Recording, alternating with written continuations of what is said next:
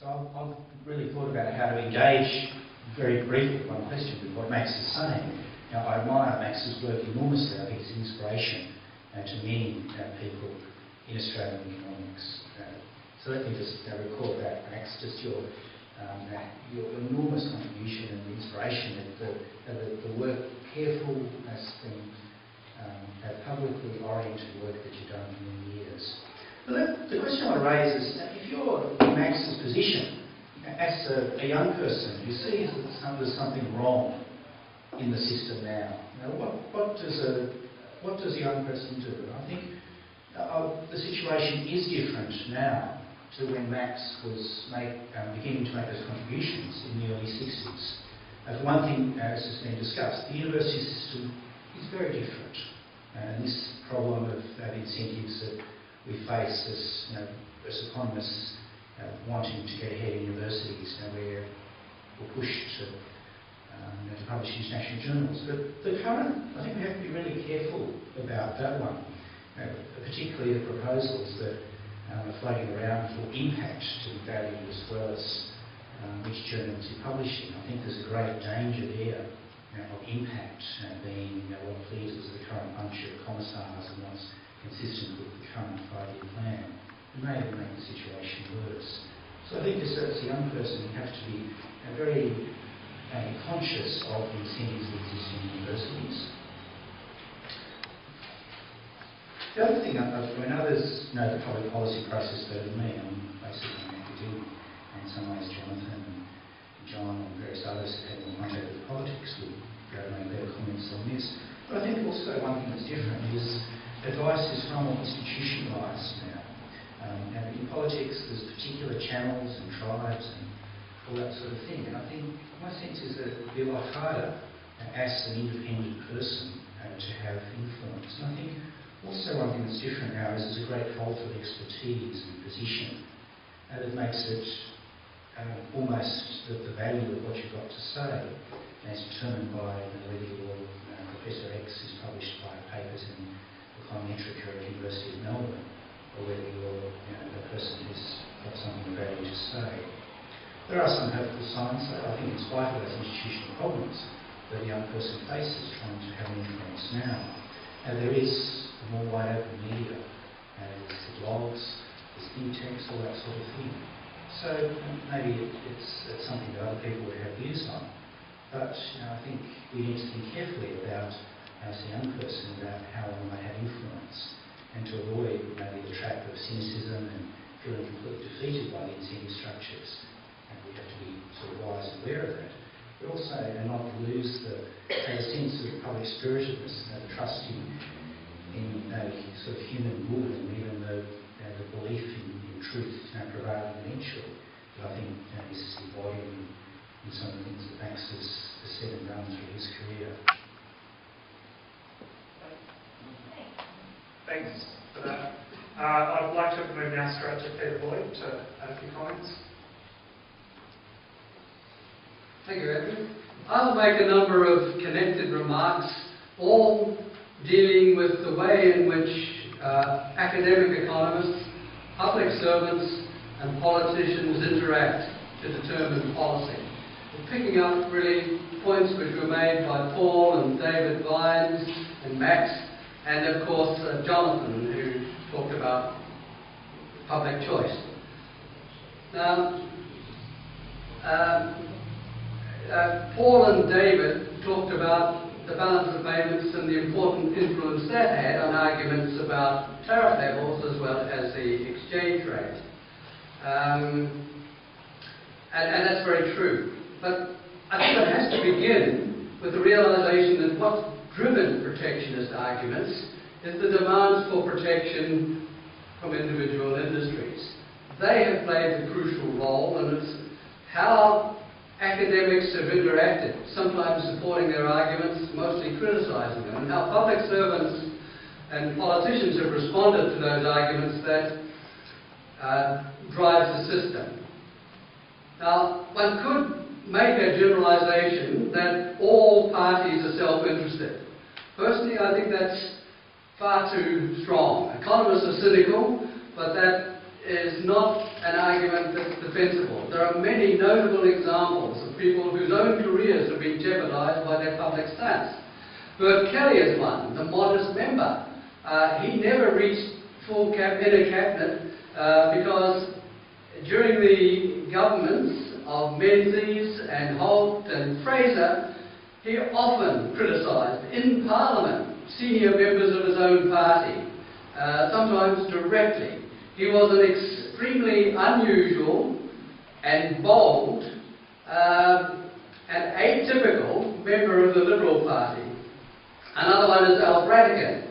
Admittedly, he couldn't lose his job, but as chairman of the Tariff Board, he really took an exceptionally strong view based on the work of Max and other academics pushing towards free trade, which was very unpopular with the governments of the time. An earlier example was Sir Leslie Melville. People have forgotten about him. He had the misfortune to be chairman of the Tariff Board during the time when Blackjack McEwen was Deputy Prime Minister and Minister for Trade. The latter being particularly important because all references to the Tariff Board and what was to be referred to the Tariff Board and what the government made of those references went through the Minister of Trade. He had a torrid time. He argued in private and later in public with the government of the day and effectively had to step down from the job because it became untenable. Now, at this point, the only other thing I want to comment upon is that in a system like this, the private lobbyists and the businesses they represent are often criticised, excessively I think. They have a perfect right to represent their own interests. And I'd also say that often they come to Tariff Board, Productivity Commission inquiries these days, and they point out facts and complications which bureaucrats working at a desk in Canberra, they don't have a good knowledge of the industry. And the same applies to electricity price fixing and so forth. So they have a perfect right to represent their view and to defend their industry against misinterpretation. But what makes the Australian system so unique is the public inquiry system. The Productivity Commission and its ancestors. Those of you who are young and haven't experienced much of the world won't realise this is or was until recently unique in the world. The Americans, for example, have the International Trade Commission, which appears to do the same thing.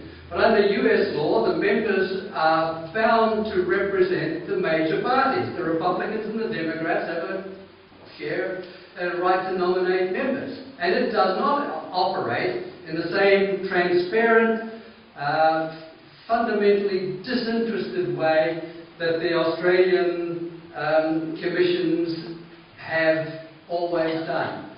And my own view is that those commissions have played an outstanding role in educating the public in general, as well as the politicians, and have improved the debate in Australia. Thank you.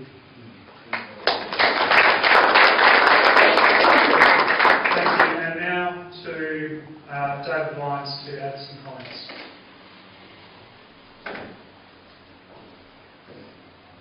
Thank you very much, and thank you, Max, for such an interesting story. And it is a real story. Let me begin in my response by telling you about my 2 trips to India, and you'll see why. I went there first in 1976, when everyone knew that the Hindu rate of growth would always be slow, and that India would always be underdeveloped. And I, young graduate student, was exasperated, but that's how it was. And I didn't go back to India again until 2005, when suddenly, when I got off the plane, this was an emerging market economy in which everybody had a sense of the future. And what I realized in subsequent trip to India the next year was just how important a very small number of people were in that transformation of the future of 1 billion people in the world. Manmohan Singh, the Prime Minister now coming towards the end of his career, and a group of people working with him transformed this country. And it was seeing that and realizing that that made me stop and think just why it was that Australia was so transformed as a country from when I had been a student as an undergraduate, and like everyone else, I belonged to the soft left, and I was very protectionist, and I thought it was all about justice. But this was a country as protectionist as anywhere in the world. In India, Thanks to Australia. And there are a very small number of people of whom Max is a central one of the key players that transform the nature of economic policy making in this country. The story of those who originally began to think about reform, being told about Rattigan and others in the Tariff Commission, on the Tariff Board. Max's story, which he's told us about in such an interesting way, and it's a wonderful story about how he described so much of it as happenstance, it just happened. But then was propelled with Max's increasing sense of purpose about what he was doing. And then the crucial role that Ross Garner played in propelling this set of ideas into practice. And those in the political realm talk others who I, as an outsider, don't know about. But there aren't many people, and it's a quite extraordinary story of how these few people and these ideas really led to a change. And I think we should be all very glad of that. My second thing to say is that Max hasn't only done this. Max, when he set off for England in 1967, turned his attention to macroeconomics at just the time when floating exchange rates were beginning to make a huge difference did I say 67, 80? The year you went to England was... That's right.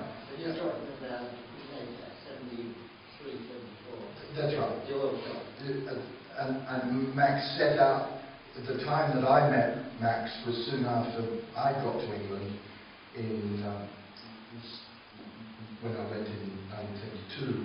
And Max turned his attention to macroeconomic responses in the international economy and has done a lot of very, very interesting work in that area, which we haven't talked about today. But it'd be interesting to get Max to talk to you at some gathering like this about how all this fitted together in his pursuit of that set of ideas. And my final remark is a question. One of the key bits of the story that you told, Max, was about how crucial the Country Party had been in support of protectionism. And yet the Britain report and the story that William Coleman told you and the discussion that I had was a story about how protection, as developed in Australia, was designed to increase the real income and standard of living of working people at the expense of farmers. And it's always intrigued me as to how it was that Blackjack McEwen and that group of people were so crucial in what looked like the wrong side of the argument for the people that they represented. And so can I end by leaving you with that question. But once again, thanks very much, Max, for half an hour today and for quite a large number of years of work that went before today.